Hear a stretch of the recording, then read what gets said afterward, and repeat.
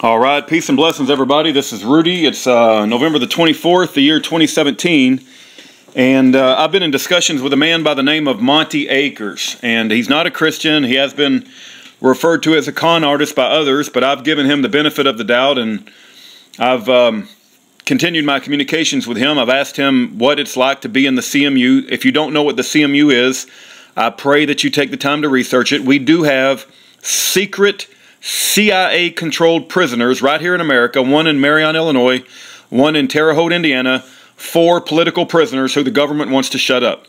So if you become charismatic enough and enough of a leader within the patriot community, they will stick you in a CMU prison in order to shut you up.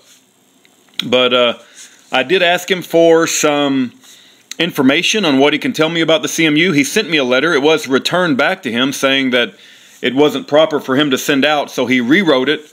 And this one made it out. So I'm going to read it to you, and we'll just title this, Monty Akers Writes About the Secret Communications Management Unit Prisons. It says, to Rudy Davis and to the world, the Bureau of Prisons. It was written on 11/10 of 2017. The title he gave it was written on Veterans Day, Friday, by the way. Montgomery Akers speaks on his experience within the Communications Management Unit. Hello, Rudy and Aaron. Peace be unto you this day. I wanted to take the opportunity to write in more detail about my experiences within the Communications Management Unit here in Marion, Illinois. By and large, the experience would be the same at the CMU at Terre Haute, Indiana. To begin with, the staff who run these units are primarily subcontractors, as the CMU units are being ran illegally. The reason the 2 CMU units were designated at Terre Haute, Indiana and Marion, Illinois is due to the demographic in the staff that they would use to manage the physical plant and staff that would be utilized as subcontractors in Martinsburg, West Virginia.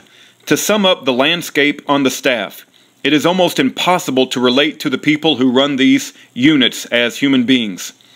Most are occupationally handicapped, social misfits, antisocial personalities who have adopted the mindset that the BOP is their entire life and nothing exists outside of the Bureau of Prisons.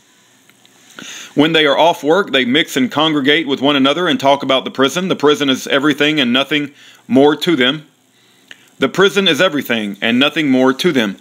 These staff could not make it in the private sector to any real degree. Along with this BOP mindset comes a mean-spirited approach to how they manage their affairs within the prison setting, especially the CMUs, Communication Management Units. Dishonesty is the hallmark of their operations. The CMU staff like to portray to the public whenever they are visited or approached by the public for comment on the running of these units that they must use counter-terroristic measures in dealing with the prisoner populations in these units. Chiefly, that component is to lie to the prisoners at every opportunity unless the prisoner is working with the staff to achieve some kind of end on the prisoner's back.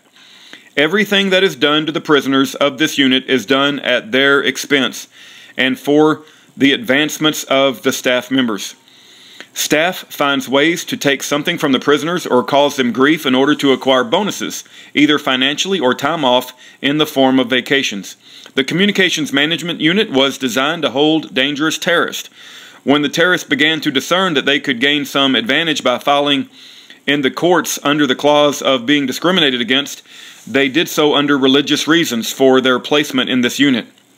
Truly, these inmates are terrorists and are not good religious members of the Muslim community.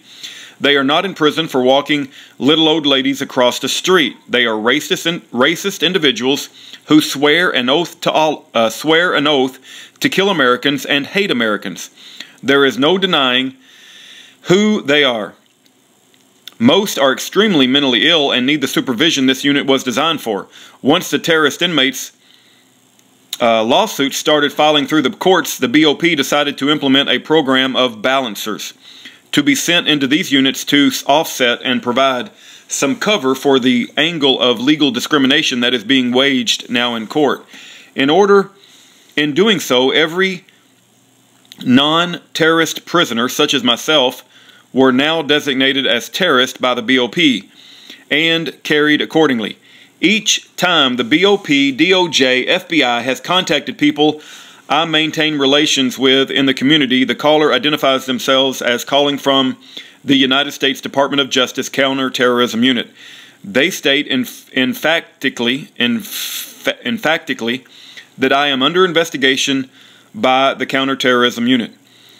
When this conduct was challenged by me, the BOP tried to backpedal and claim that none of these contacts were being made.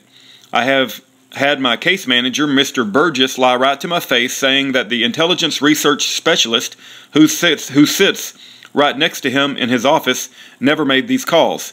In fact, his head shook so hard I thought it was going to fall off. In sum, these people have no integrity. What they will say is that this is a tactic they must use in order to stay ahead of terrorists like me.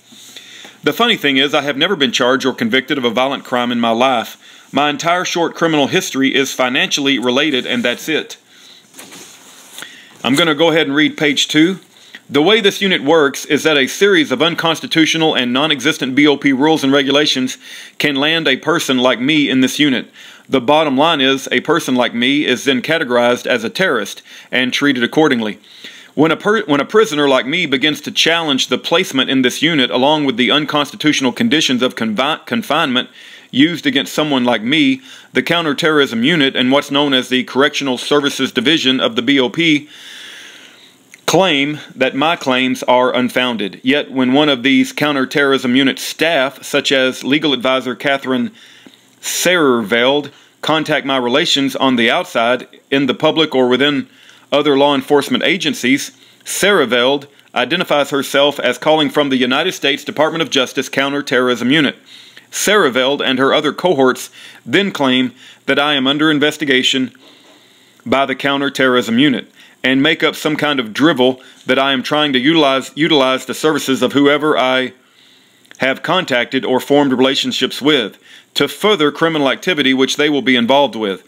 Sererveld and company have gone as far to coach personnel within the CTU at Martinsburg, West Virginia, as Catherine Sererveld is located at her office at the Federal Correctional Institution, Terre Haute, Indiana, to contact my relations such as Alan Davis, Golden, Colorado, and tell Mr. Davis that they are contacting him from the Bureau of Securities in California.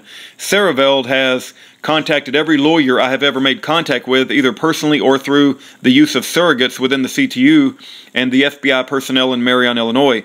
The Marion, Illinois FBI Federal Bureau of Investigation Office has a component to support and forward the agenda of the CMU here at the Marion USP. The Marion FBI will at times run interference or provide back contact measures to ensure the contacted individual of the legitimacy of the contact that was made by Sererveld and the CTU unit in Martinsburg, West Virginia.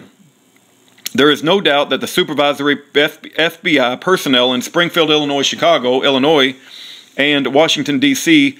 will agree what has been largely a rogue operation ran by a certain FBI agent by the name of Steve Jeschke in the Marion field office. Either way, all that conduct is going to be explored very soon. I have a completed complaint about to be delivered to the Internal Affairs for the FBI in New York through counsel outlining the misconduct that has been I'm